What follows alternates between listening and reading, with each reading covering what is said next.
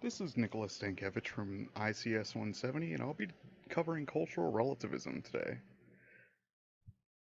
So, for this project, I was interviewing people that may or may not have known about cultural relativism from the beginning, and on top of that, I was showing them a comic, kind of displaying the ideas somewhat in a parody fashion, but also to quickly get the point across so that they could somewhat understand the ethical dilemmas faced by different groups from very different cultures slash geographic locations so that I could get the point across in a very quick, nice, clean medium.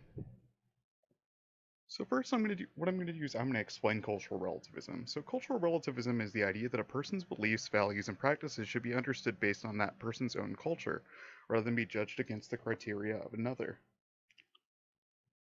For my project, I conducted the interviews during a late Thanksgiving gathering, so I was kind of emotionally blackmailing some family members that I normally don't interact with, also because of my own procrastination and laziness, which you can somewhat just push to ethical egoisms. I'm doing this basically all for self interest, and the day before the project was due.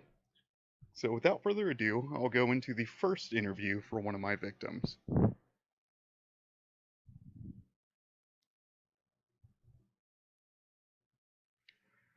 So my first interviewee was Matthew.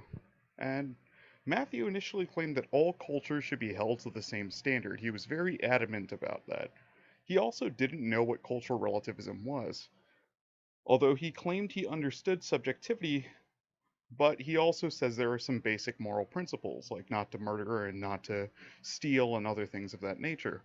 He did stay consistent with his beliefs throughout the interview, and he was confident throughout, even when asking for clarification regarding the questions.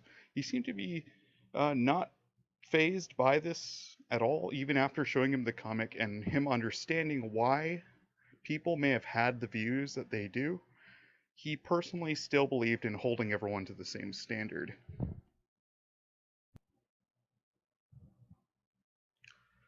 Then on to Julian.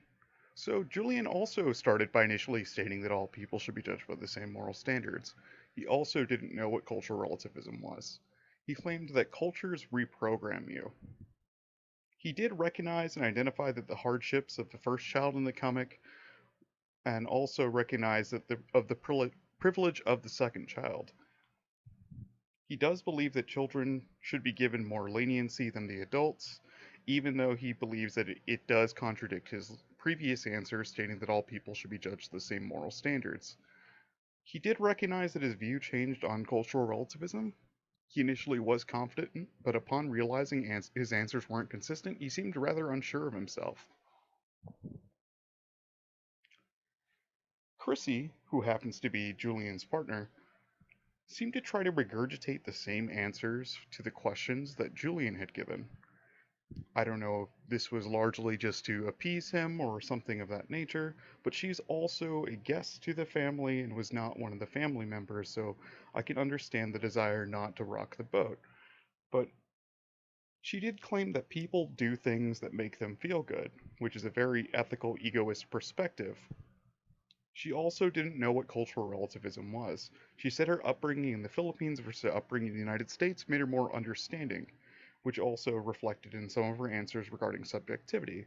But she seemed very unsure of herself throughout and constantly looked to Julian for reassurance or for some form of prodding in the correct direction for her answers. Karen, right off the bat, initially was concerned about my opinion and stated she didn't want me to get upset because I may not agree with what she said. Which, to me, it's like, as much as I appreciate her sentiment, I wasn't going to get upset regardless. This is purely in trying to understand her points of view. But she stated she believed all people cannot be judged by the same principles and standards, which is quite different from what everyone else stated right off the bat. She also believes that morality is highly subjective. Although she didn't know what cultural relativism was, her best guess seemed to pretty much be in line with what the definition was before I explained it to her.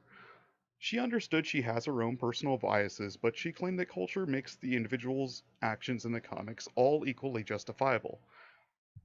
She is well traveled and was born in Japan, and says that is why she is more accepting of other cultures.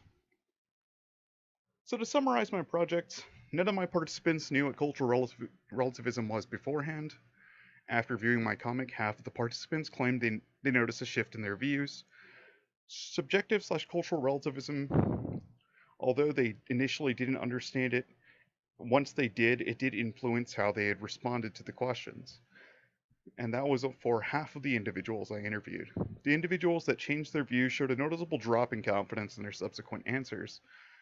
Act utilitarianism can be seen when attempting to avoid conflict by both of my female participants, Karen and Chrissy.